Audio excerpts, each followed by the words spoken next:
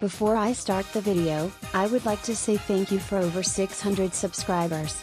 To show my thanks, I would like to host a monthly headhunting ticket giveaway. If you don't know what's included in the monthly headhunting pack, it includes 42 Arknight Prime and 110 roll headhunting pass. All you need to do to enter is comment your favorite operator in the comments on this video. And make sure you are subscribed too. I'll be drawing the winner on next Saturday, the 31st to be exact. So make sure you enter. Alright, back to the video. As you saw on the recent Arknight news, we have a new event on the way. This event is called Twilight of Waliamund. In this event, we will have 4 new operators on the way. Suzuran, Ayerscarpe, and Click will be on the event banner. And Folinic will be our event welfare operator you can obtain from the event shop. So let's get into what these new operators do, starting with Suzuran.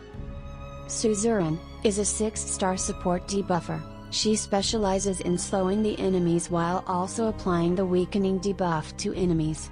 This is a pretty strong passive to have when you want to deal lots of damage. Suzuran's talents allow all ally supporter operators to recover additional SP per second when she's deployed. This is definitely strong when playing with additional supporter operators in your squad. But her best talent is territory restriction. This allows Suzuran to apply weakening debuff on the enemy when they're slowed. Which means the enemy will be taking 20% more damage from your operators. Suzuran has the usual run-of-the-mill S1, although, the bonus attack speed is a great addition due to her being a slow support. Her S2 is really strong. It allows her to deal additional attack damage while also being able to attack 2 enemies simultaneously. Not only that, this skill has infinite duration, which makes this skill very strong, since not only will you be slowing 2 enemies, you will also be applying weakening to them, so you will be getting big bonus damage, while also dishing out consistent slows to the enemy. Very solid skill overall. Now for her S3, Suzuran stops attacking enemies and slows all enemies within increased range. It also increases her weakening effect applied to enemies. Not only that, it recovers HP scaling with her attack. So you're basically getting the whole package with this skill. A slow, heal and debuff to enemies.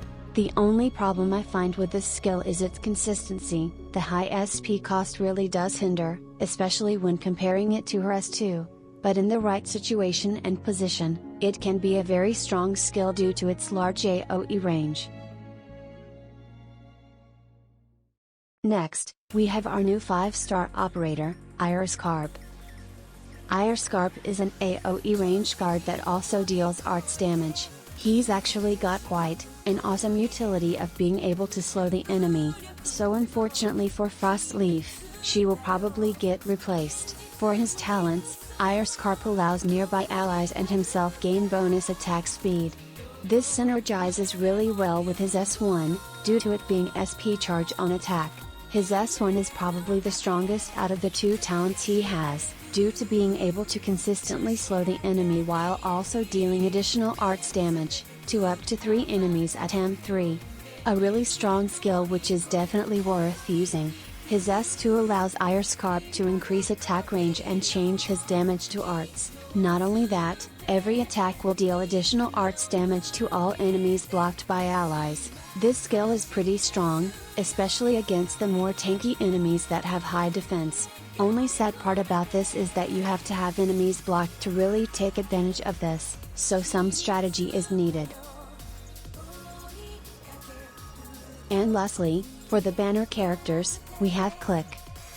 Click is our new 4-star single target caster. Click here actually has a really cool gimmick, where she has a float unit that locks onto the enemy, so it's sorta like a drone that deals additional damage. Starting with her trait, she has a float unit that also deals arts damage to enemies. When it attacks the same enemy consecutively, its damage increases up to 110% of Click's attack. This trait is really strong considering it's not a talent or skill. Her talent also allows herself, and the float unit to gain additional attack speed, which really boosts her DPS up. Click's S2 is where we get to see that float unit action. This allows Click to increase her attack range, and gain additional attack. Not only that, she releases the float unit to lock onto an enemy and attack.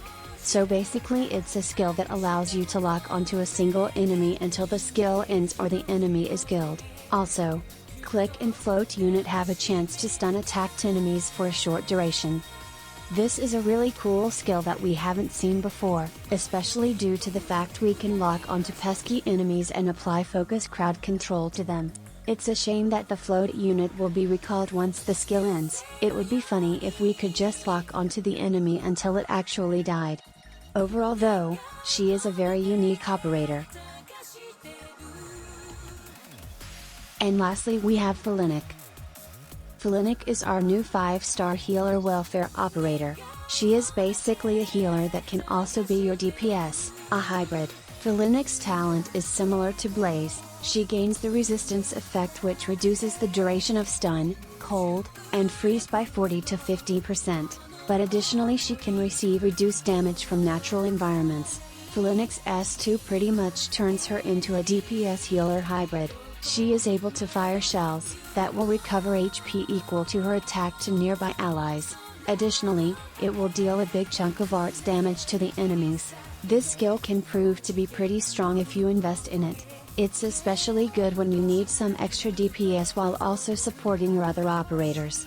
Although she is a bit niche, she can really be fun to use. The fact that she can heal and deal damage makes her one of the more unique medic operators. Now then, is this banner worth rolling on?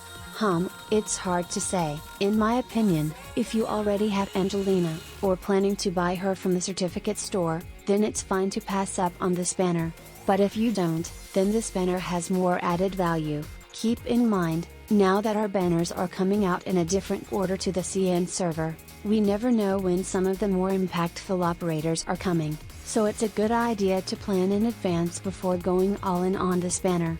Other than that, this banner is a very solid one to pick if you need a slow debuffer, or an arts guard, so good luck if you plan to roll on this one.